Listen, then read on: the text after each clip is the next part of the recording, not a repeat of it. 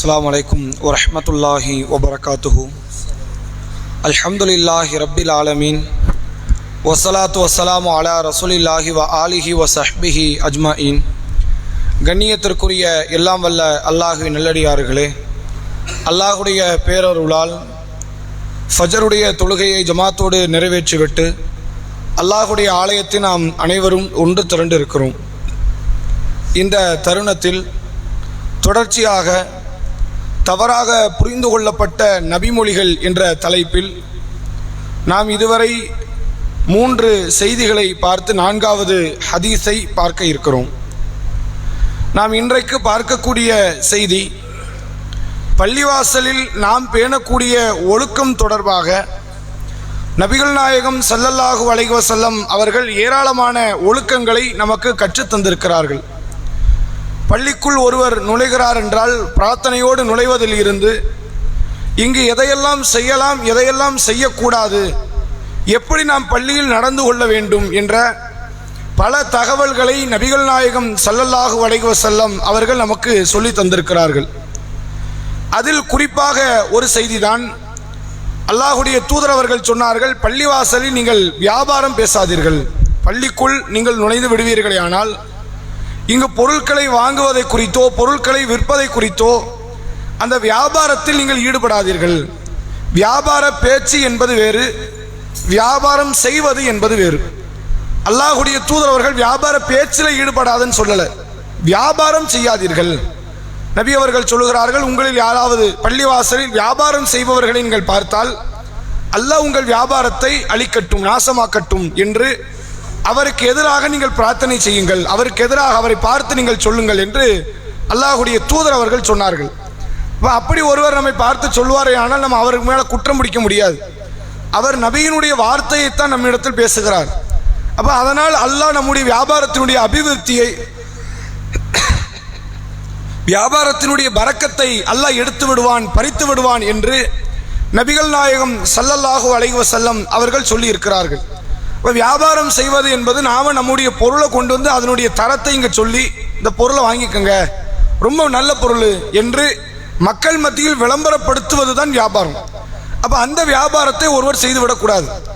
வேறொரு இடத்துல நடக்கிற வியாபாரத்தை பற்றி சில பேர் இங்கே பேசுவாங்க, அது மார்க்கத்தை தப்பு கிடையாது. இப்போ எங்களுடைய கடையில் இன்னைக்கு இந்த பொருளை கொண்டு வந்து வச்சோம், அது நல்லபடியாக ஓடிக்கிட்டு இருக்கு, இது பயானான்னு சொல்லலை. ஒருவர் இன்னொருவரோடு தனிப்பட்ட தன்னுடைய உலக காரியங்களை ஒருவர் பேசுவாரே ஆனால் அது மார்க்கடிப்பில் அது தடுக்கப்பட்டது கிடையாது. தன்னுடைய வியாபாரத்தை பற்றி, குடும்பத்தை பற்றி, கடை நிலவரத்தை பற்றி ஒருவர் இன்னொருவரோடு பேசுவார், அதை மார்க்கம் என்ன செய்யலை, இதெல்லாம் தடுக்கப்பட்ட ஒரு காரியம் என்று சொல்லலை. அப்படி பேச்சுவார்த்தையில் என்ன செய்து விடக்கூடாது, நான் ஒரு பொருளை வச்சிருக்கிறேன், உங்களுக்கு தேவைப்படுதான்னு பள்ளியில் உட்காந்து பேசுறாதீங்க. உங்களிடத்தில் அந்த பொருள் இருக்குதாமே, அந்த பொருளை கொண்டு வாங்கலாம், சாயங்காலம் விலை பேசுவோம் என்று வியாபாரத்தில் ஒருவர் வாங்குவதோ விற்பதோ பள்ளியில் வைத்து அந்த பேச்சுக்களை நீங்கள் ஈடுபடாதீர்கள் என்று அல்லாஹுடைய தூதர் அவர்கள் நமக்கு தடுத்திருக்கிறார்கள்.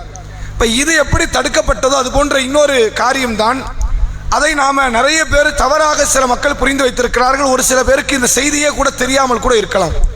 அல்லாஹுடைய தூதர் அவர்கள் சொல்கிறார்கள், உங்களில் யாராவது தொலைந்து போன பொருளை பள்ளிவாசலில் அறிவிப்பு செய்வதை பார்த்தால், காணாமல் போயிடுச்சு ஒரு பொருள், அப்படி காணாமல் போன ஒரு பொருளை பள்ளியில் ஒருவர் அறிவிப்பு செய்வதை நீங்கள் பார்த்தால் அல்லாஹ் உங்கள் பொருளை திருப்பி தர மாட்டான், தரக்கூடாது என்று நீங்கள் அவருக்கு எதிராக துவா செய்யுங்கள் என்று அல்லாஹுடைய தூதர் அவர்கள் நமக்கு காட்டி தராங்க. ஒரு பொருள் தொலைச்சிட்டார், என் ஃபோனை காணும், என் சாவியை காணும், நான் இதை மிஸ் பண்ணிட்டேன், நீங்கள் எடுத்து தாங்க நம்ம கேட்டோன்னு வைங்க, அல்லது யாராவது பார்த்தீங்களா, நீங்கள் பார்த்துருந்தா தாங்கன்னு சொல்லி கேட்டால் மற்றவர்கள் அதுக்கு என்ன ரிப்ளை பண்ணணுமா, அல்லாஹ் உங்கள் பொருளை தரவே கூடாது, நாசமாக போட்டோம் என்று பதிலளிக்க மார்க்கம் சொல்லி தந்ததாக ஆதாரபூர்வமான செய்திகள் நமக்கு இருக்கிறது.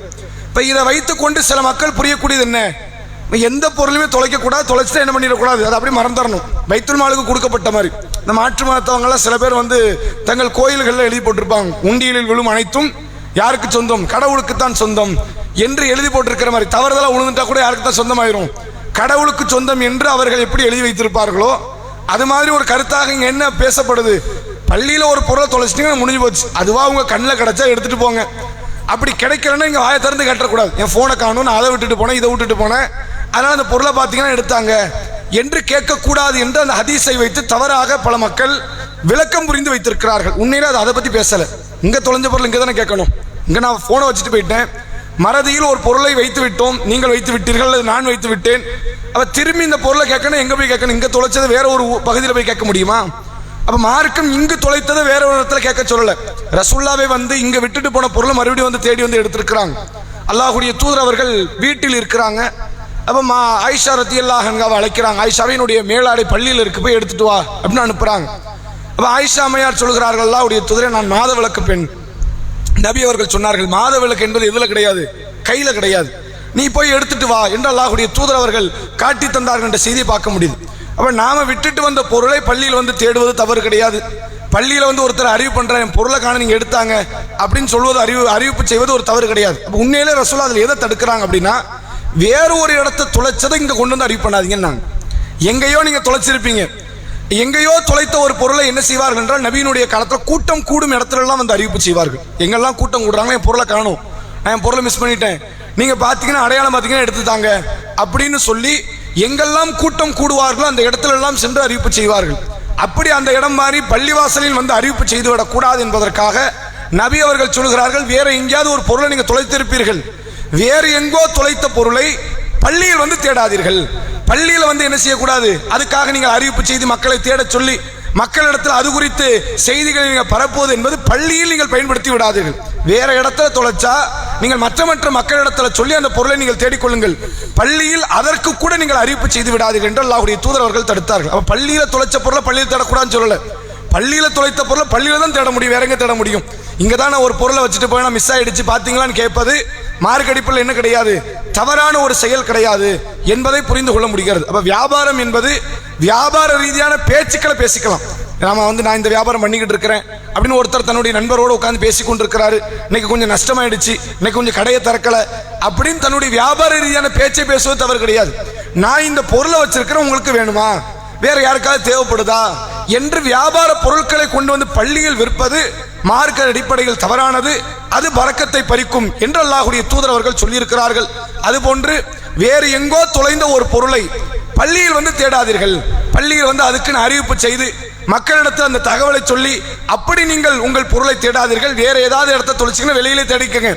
உள்ளே தொலைத்த பொருளை மட்டும்தான் இங்கே எடுப்பதற்கு மார்க்கத்தில் அனுமதி இருக்கிறது. ஏனென்றால் பள்ளிவாசல் என்பது மக்கள் வழிபாட்டிற்குரிய ஒரு இடம் என்று அல்லாஹ்வுடைய தூதர் அவர்கள் சொன்னார்கள். அதுபோன்று இன்னொரு செய்தி, ரசூலுல்லாஹ் இந்த பள்ளிவாசலை எப்படி பார்க்க வேண்டும் என்பதற்கு சொன்னார்கள். ஒரு முறை நபியும் நபித்தோழர்களும் பள்ளிவாசலில் மஸ்ஜித் நபவியிலே அமர்ந்து கொண்டிருக்கிறாங்க. ஒரு கிராமவாசி ஒருவர் பள்ளிக்கு வரார்.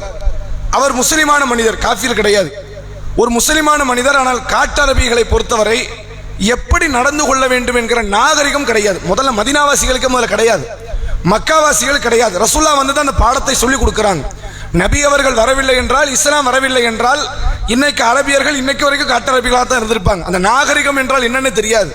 அப்ப ரசூலுல்லாஹ் வந்து அந்த நாகரிகத்தை சொல்லி தராங்க, எப்படி இருக்கணும், எந்த அளவுக்கு ரசூலுல்லாஹ் சொல்றாங்க. பாத்ரூம் போகும்போது மறைச்சிட்டு போங்கிறாங்க, பாத்ரூம் போகும்போது அமர்ந்து கொண்டு போகணும்னாங்க, பாத்ரூம் போகும்போது தொலை தூரத்தில் போகணும். இந்த அளவிற்கான நாகரிகம் கூட அந்த அரபு தேச மக்கள்கிட்ட கிடையாது. அப்ப அல்லாஹ்வுடைய தூதர் அவர்கள் எல்லா நாகரிகத்தை சொல்லி கொடுத்த மாதிரி ஒரு கிராமவாசி ஒருத்தர் உள்ள வராரு பள்ளிக்குள்ள. அவருக்கு யூரின் வருது, அவசர அவசரமாக சிறுநீர் கழிக்க வேண்டும். பள்ளிவாசல்ல ஒரு மூளை பகுதியில் தொழக்கூடிய ஒரு இடத்தில் சிறுநீர் கழித்து விடுகிறார். அவரை பொறுத்தவரைக்கும் என்ன பார்க்கிறாரு, 4 பக்கத்தில் ஏதோ கூரை வச்சு அடைச்சிருக்கிறாங்க, மண் சவுரை வச்சிருக்கிறாங்க, எல்லாம் மண்ணு தரதானே, எல்லாம் நம்ம இடம் மாதிரி தான் என்று பள்ளிவாசலை ஒரு பொது இடத்தை போன்று அவர் அறிந்து கொண்டு புரிந்து கொண்டு சிறுநீர் கழித்து விடுகிறார். சஹாபாக்களுக்கெல்லாம் கடுமையான ஒரு ஆத்திரம். பள்ளிவாசல் எவ்வளவு புனிதமா நம்ம பார்க்கிறோம். உள்ள வந்தோம்னா சும்மா உட்கார மாட்டோம், தொழுது விட்டு அமருவோம். உள்ள வந்தா வீணான பேச்சுக்களை பேச மாட்டோம். இங்க வர்றதே நாங்கள் வழிபாட்டை அல்லாஹ்வை நெருங்குவதற்கு வர்றோம். அப்படிப்பட்ட இடத்துல ஒருத்தர் சிறுநீர் கழிச்சிட்டார் என்று சஹாபாக்கள் ஆத்திரப்படுறாங்க. ரசூலுல்லாஹ் அந்த ஆத்திரப்பட்ட தோழர்களை ஆசுவாசப்படுத்துறாங்க, அமைதியா இருங்க, அவர் தெரிஞ்சு பண்ணல, இல்ல தெரிஞ்சு பண்ணாங்க, நடக்கிற கதையே வேறு. எந்த ஒரு இடமா இருந்தாலும் சரி அதனுடைய புனிதத்தை சீர்கெடுத்து விடக்கூடாது. அந்த நபி தோழர் இந்த இடத்துல பண்ணக்கூடாதுன்னு தெரிஞ்சு இருந்தாலும் பண்ணுவோம் அப்படின்னு ஒருத்தர் பண்ணுவாரா? அப்படி பண்றவர் முதல்ல ஒரு ஈமான் கொண்ட ஒரு மனிதராக இருக்க மாட்டார். அப்போ அந்த நபர் தெரியாமல் செய்கிறார் என்பதை புரிந்து கொண்டு அல்லாஹ்வுடைய தூதர் அவர்கள் அவர் சிறுநீர் கழிக்க விடுறாங்க. கழிக்கட்டும், ஒன்றும் பிரச்சனை, விட்டுருங்க, சிறுநீர் கழித்து முடியுது. ரசூலுல்லாஹ் அந்த தோழரை அழைத்து சொன்னார்கள், தோழரே, இந்த பள்ளிவாசல் என்பது குர்ஆனை ஓதுவதற்கு, அல்லாஹ்வை நினைவுபடுத்துவதற்கு, அல்லாஹ்வை வழிபடுவதற்கு, தொழுவதற்குரிய பள்ளி. அதனால இது மாதிரி காரியங்களில் இனிமேல் ஈடுபடாத என்று அல்லாஹ்வுடைய தூதர் அவர்கள் சொல்லி தன் தோழர்களுக்கு நபி அவர்கள் கட்டளையிடுகிறார்கள், ஒரு வாளி அளவு தண்ணீரை கொண்டு வந்து அந்த இடத்தை சுத்தப்படுத்துங்கள் என்று நபி அவர்கள் காட்டி தராங்க. அப்போ அல்லாஹ்வுடைய தூதர் அவர்கள் பள்ளிவாசலுக்குன்னு ஒரு கட்டமைப்பை காட்டுறாங்க. பள்ளிவாசல் என்றால் அதில் கண்டிப்பாக ஃபேன் இருக்கணும், லைட் இருக்கணும். அப்படிங்கிறது வந்து நாம இன்றைக்கு உருவாக்குனது. நபி அவர்கள் காலத்தில் பள்ளிவாசலுக்கு செவுறு கூட கிடையாது. சில இடங்கள்ல பள்ளிவாசலுக்கு ஒரு நல்ல தர கிடையாது, பள்ளிவாசலுக்கு நல்ல கூரை கிடையாது. மழை பொழிந்தால் உள்ள ஒழுகும் நபியினுடைய பள்ளி. அப்படி இருந்த பள்ளிக்கு ரசூலா ஒழுக்கத்தை கற்பிக்கிறார்கள். பள்ளிவாசல் என்பது இறைவனை வழிபடுவதற்குரிய இடம். அப்போ இறைவனை வழிபடுவதை தாண்டிய வேற பேச்சு பேசக்கூடாது. சஹாபாக்கள் சில நேரத்தில் தங்கள் உலக ரீதியான சில காரியங்களை பேசியிருக்கிறார்கள். வீணான வார்த்தைகளை பேசுவதை விட்டும் இந்த பள்ளிவாசல் தூய்மை பெற்ற ஒரு பள்ளிவாசலாக பார்க்கப்படணும் என்று மார்க்கம் காட்டுகிறது. பொருட்களை கொண்டு வந்து வியாபாரம் செய்யக்கூடிய இடமாக மாறிவிடக்கூடாது. பள்ளிவாசலில் வேறு எங்கோ ஒரு பொருளை தொலைத்துவிட்டு மக்களிடத்தில் அதை அறிவிப்பு செய்வதற்காக நீங்கள் பள்ளியை பயன்படுத்தி விடக்கூடாது என்ற அளவிற்கு சொல்லியிருக்கிறது. ஆனால் இதையெல்லாம் தாண்டி மக்களினுடைய சேவையாற்றக்கூடிய எல்லா காரியத்தையும் செய்யலாம். ரசூலா வழிபாட்டுக்கு என்று சொல்லிவிட்டு என்ன செய்தார்கள் என்றால் ஜக்காத்து பொருளாதாரத்தை கொண்டு வந்து இங்கே தான் வச்சாங்க. குடும்பத்தினுடைய பிரச்சனைகள், ஷரியத்து பிரச்சனை தீர்ப்பாயங்களை நபி அவர்கள் பள்ளியில் நடத்தினார்கள். அதே நேரத்தில் பள்ளிவாசலில் வைத்து அல்லாஹ்வுடைய தூதர் அவர்கள் மார்க்க ரீதியான பேச்சுக்களை பேசினாங்க. அப்படி பல விஷயங்கள் பள்ளிவாசலில் வைத்து நடத்தப்பட்டது. அப்போ அந்த அடிப்படையில் மக்களுக்கு எதுவெல்லாம் நலனோ அந்த நலனை பள்ளியில் வைத்து நடத்தலாம். ஒரு ஸ்காலர்ஷிப் முகாம் நடத்தலாம், மார்க்கத்தில் என்ன கிடையாது, தவறு கிடையாது. ஒரு திருமண நிகழ்வை நடத்தி வைக்கலாம், மார்க்கத்தில் தவறு கிடையாது. ஒரு மருத்துவ முகாம் நடத்தி வைக்கலாம், மார்க்கத்தில் அது எந்த விதமான குற்றம் கிடையாது. எதுவெல்லாம் பொதுமக்களுக்கு நலன் பயக்குமோ, நன்மை தருமோ, அந்த நன்மை தரக்கூடிய நலன் பயக்கக்கூடிய காரியங்களை பள்ளிவாசலில் ஒரு காரியத்தை நிகழ்த்துவது என்பது மார்க்கத்தை தவறு கிடையாது. அல்லாஹ் திருக்குர்ஆனில் சொல்கிறான், அன்றைய காலத்தில் முனாஃபிக்குகள் ஒரு பள்ளிவாசலை கட்டினார்கள். அந்த பள்ளிவாசலை பற்றி அல்லாஹ் சொல்லும்போது பட்டியலிடுறான். திராரன், அது மக்களுக்கு தீங்கிழைப்பதற்காக கட்டினார்கள். ஒக்குஃப்ரன், ஏக இறைவனை மறுப்பதற்கு கட்டினார்கள். முஸ்லிம் மக்களுக்கு மத்தியில் பிளவை ஏற்படுத்த கட்டினார்கள்.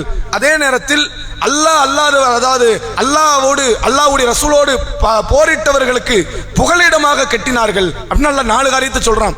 சொல்லிட்டு சொல்றான், ஃபலா தக்கும் ஃபீஹி அபதா, நபியே அதில் நீங்கள் ஒருபோதும் நின்று விடாதீர்கள். தொழுகைக்காக நீங்க என்ன பண்ணிடக்கூடாது, அதெல்லாம் பள்ளியே கிடையாது, அங்க போய் நீங்க தொழுகைக்கு நிக்காதீங்க என்று அல்லாஹ் ரப்புல் ஆலமீன் தன்னுடைய குர்ஆனிலே தடுக்கிறான். அப்ப அதுல முக்கியமான ஒரு வார்த்தை அல்லாஹ் பயன்படுத்தான், திராரன், மக்களுக்கு தீங்கிழைப்பதற்கு கட்டினா அது என்ன கிடையாது, பள்ளி கிடையாது. அப்ப பள்ளினா மக்களுக்கு பயன் தரணும் ஏதாவது ஒரு வகையில், அதை கொண்டு அந்த மக்கள் பயனடைந்து கொண்டே இருக்கணும்.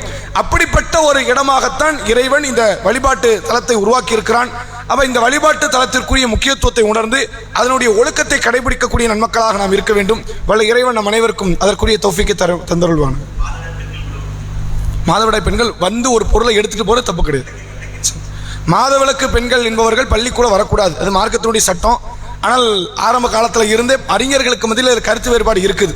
மாதவிலக்கு பெண்கள் தாராளமாக வரலாம் அப்படின்னு ஒரு பெரும் கூட்டம், ஏதோ ஒரு சொற்பமான அறிஞர்கள் கிடையாது, ஒரு பெருங்கொண்ட அறிஞர்கள் ஆரம்பகட்ட காலத்திலேருந்தே வரலாம், தங்கலாம், தப்பு கிடையாது அப்படின்னு சொல்றாங்க. நாம வந்து மாதவிலக்கு பெண்கள் பள்ளிக்குள் வரக்கூடாது அப்படிங்கிறோம். எதுக்காக அப்படின்னா, அல்லாஹ்வுடைய தூதர் அவர்கள் கூட அந்த பெருநாள் தொழுகையை பற்றி சொல்லும் பொழுது ஆண்களுக்கு பின்னாடி பெண்கள் இருப்பாங்க, அவர்களுக்கு பின்னால் மாதவிலக்கு பெண்கள் இருப்பாங்க, அவர்கள் தொழும் இடத்தை விட்டு விலகி இருக்கட்டும், தொழுக முடிஞ்சதுக்கு அப்புறம் பெண்களோடு மற்ற பெண்கள் வந்து சேர்ந்து அமரட்டும்னாங்க. பெண்கள் மாதவிலக்கு ஏற்பட்ட பெண்கள் தொழும் இடத்திற்கு அனுமதி இல்லை என்னும் பொழுது பள்ளிவாசலுக்கு செல்ல அனுமதி கிடையாது. ஆனால் ஒரு பொருளை போய் எடுத்துட்டு வர்றது, ஒரு நபரை போய் கூப்பிட போறது, அப்படி வந்துட்டு போறது என்ன கிடையாது மார்க்கத்தில்.